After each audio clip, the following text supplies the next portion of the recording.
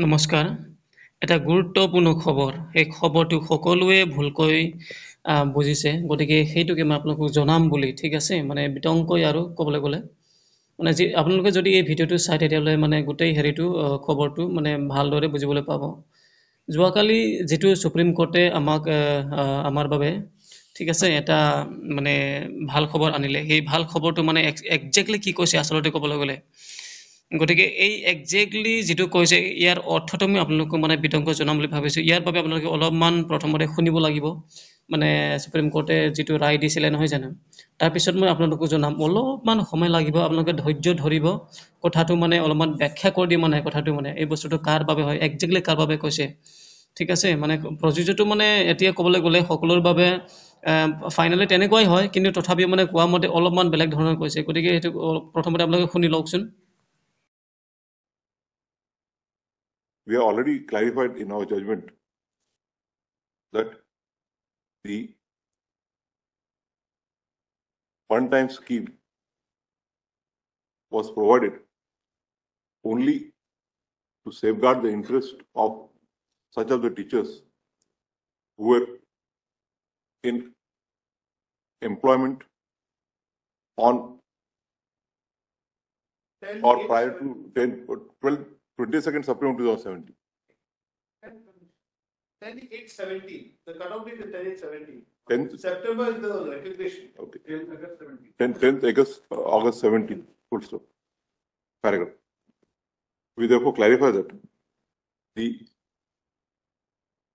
18 months diploma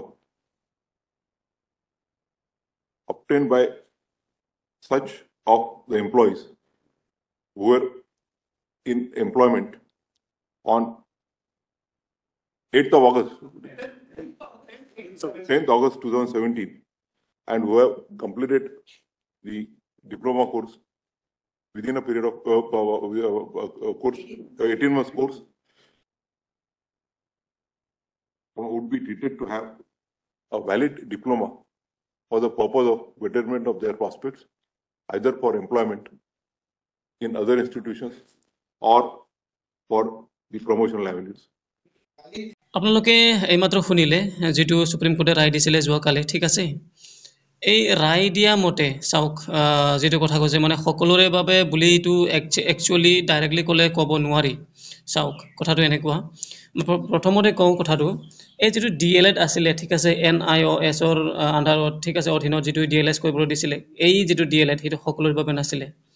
মানে যিবিলাকে চৰকাৰী চাকৰি কৰি আছিলে বা ক'বলৈ গ'লে চৰকাৰী চাকৰি কৰাটো এনেকুৱা কিছুমানে DLED নথকা থাকে নহয় জানো, যিবিলাকে একেবাৰে আগতে যিবিলাকে ধৰি লওক 2012 চন, ঠিক আছে, সেই সময়ত তেতিয়া মানে কি কওঁ মানে DLED নথকাও আছিলে বা তাৰ আগৰ কেইটা মানে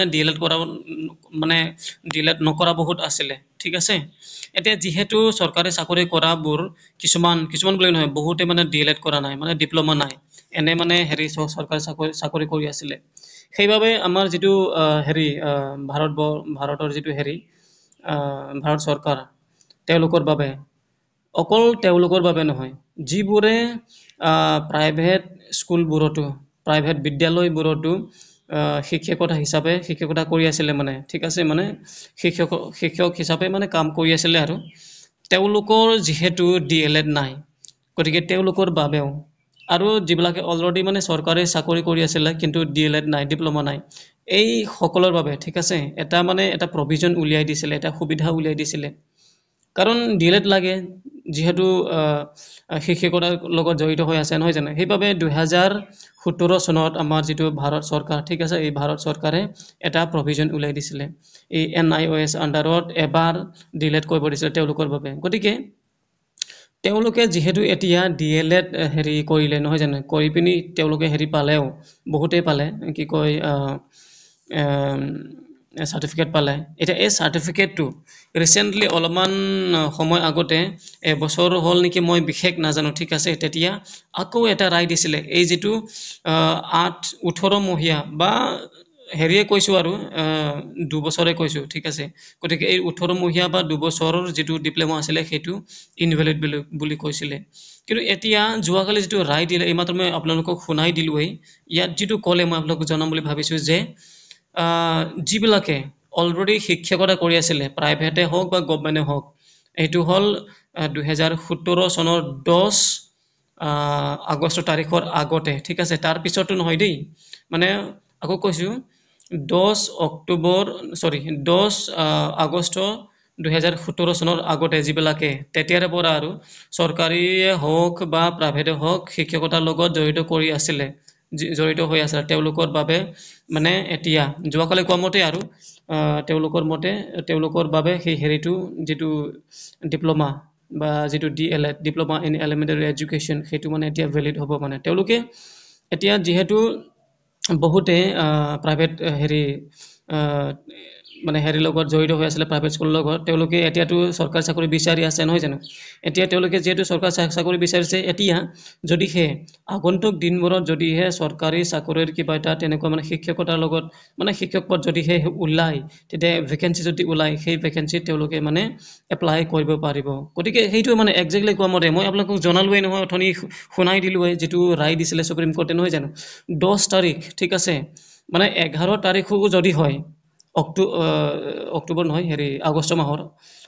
মাহৰ 11 তাৰিখো যদি হয় ঠিক আছে 2017 চনৰ সেই তাৰিখৰ পৰা পিছৰ পৰা যদিহে কোনোবা হেৰি কৰিছিলে মানে শিক্ষকতা কৰিছিলে তেওঁলোকৰ মানে এতিয়া হেৰিটো মানে ইনভেলিড হ'ব মানে ভেলিড নহয় মানে তেওঁলোকৰ বাবে এইটো সময়ৰ আগৰে পৰা যিবিলাকে কৰি আছিলে তেওঁলোকৰ বাবেহে ভেলিড ক'বলৈ গ'লে এতিয়া আমি আল্টিমেটলি যদি ভাবোঁ যিহেতু যিবোৰে এই হেৰি NISৰ অধীনত DLED কৰিলে তেওঁলোকে যদিও শিক্ষকতা কৰা নাই বহুতে বুলি নহয় এভৰিৱান একচুৱেলি ক'বলৈ গ'লে এভৰিৱানে কি কৰিছিলে চিনাকি যিবোৰ হেৰি স্কুল নহয় জানো চিনাকি স্কুলবোৰৰ ডায়েস্কটো ব্যৱহাৰ কৰি এই DLEDটো কৰিছিলে মানে সেইটো মই জানো বহুতকে মই দেখিছোঁ নিজেই দেখিছোঁ মানে গতিকে আল্টিমেটলি ক'বলৈ গ'লে চাওক যিহেতু তেওঁলোকে কোনোবা ডায়েস্কটো ইউজ কৰি ঠিক আছে মানে শিক্ষকতাৰ লগত জড়িত আছিলে বুলি মানে হেৰি কৰিছিলে নহয় জানো মানে DLED কৰিছিলে এপ্লাই কৰিছিলে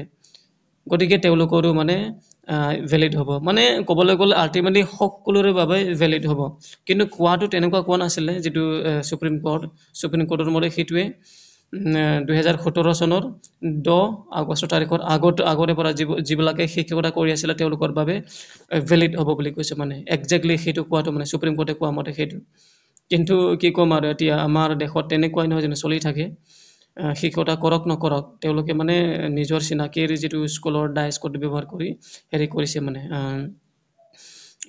DLEDটো কৰিছিলে তাৰপাছত চাৰ্টিফিকেটটো ল'লে এতিয়া সেইটোৱেই কথাটো ক'বলৈ গ'লে আপোনালোকে এতিয়া যিবোৰে চাই আছে মোৰ ভিডিঅ'টো আপোনালোকৰ যদিহে NISৰ অধীনত হেৰি লোৱা আছে ডিপ্ল'মা লোৱা আছে DLED লোৱা আছে তেওঁলোকে মানে এতিয়া হেৰি কৰিব পাৰিব এপ্লাই কৰিব পাৰিব কিন্তু কথাটো হ'ল এতিয়া সুপ্ৰিম কোৰ্টেহে হেৰি ৰায় দিছে নহয় জানো এতিয়া সুপ্ৰিম কোৰ্টে ৰায় দিয়া মতে এতিয়া আমাৰ অসমত এতিয়া মানে অসম চৰকাৰে এপ্লাই কৰিবলৈ দিবনে নাই কথাটো সেইটো এতিয়া এইটো বছৰৰ 2024 চনৰ ফেব্ৰুৱাৰী নে মাৰ্চ আছিলে তেতিয়া অলৰেডি এটা এপ্লাই হৈ গ'ল নহয় জানো সেই এপ্লাই ক্ষেত্ৰত কিন্তু এতিয়া এইটো প্ৰযোজ্য নহ'ব ঠিক আছে নহ'ব আৰু ক'বলৈ গ'লে কিন্তু তেতিয়ালৈকেতো এইটো ৰায় দিয়া নাছিলে ৰায়টো এই মাত্ৰহে দিছে নহয় জানো গতিকে তেওঁলোকে এইটো হেৰি নহ'ব কিন্তু আগন্তুক দিনত হ'ব পাৰে যদিহে ধৰি লওক এতিয়াতো 2024 চনৰ হেৰি ডিচেম্বৰ মাহ পালে কিন্তু 2025 চনত আকৌ যদি নতুনকৈ ওলায় তেতিয়া মানে আপোনালোকৰ ভেলিড হৈ যাব কথাটো সেইটোৱে কিন্তু সেইটো অসম গভৰ্ণমেণ্টৰ হেৰি মানে